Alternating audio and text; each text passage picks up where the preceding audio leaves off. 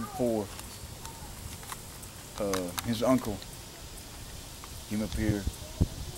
We've been doing it for a few days, been aggravating him.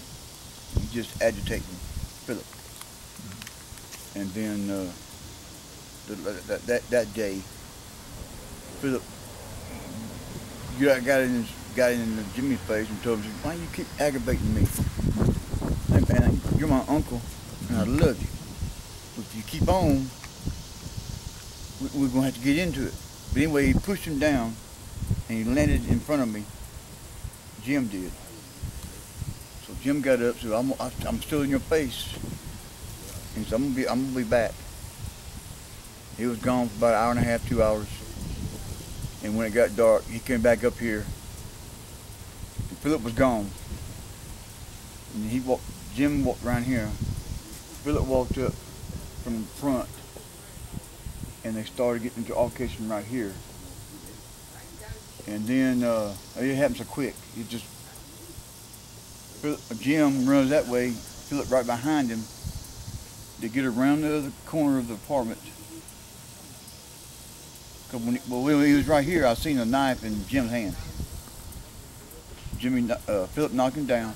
He got up and got around the corner. Phillip followed him. Seemed like just moments. Jimmy fell right behind me. Phillip fell behind me. He had his hand on the ground. And I turned and looked, and he was motionless. He wasn't even moving. And I automatically dialed 911, and the lady at 911 told me to get a cloth and put on his wound. He had 2 stab wounds on his chest. Well, I had a t-shirt laying here, and I ran and grabbed it. She said, "I'm gonna stay on the phone with you until the officer gets there." So I held it on his chest, but by the time they got here, they couldn't get no pulse. The officer started pumping his heart. He got a faint pulse one time, and that was it. That was just, he didn't come to. And so,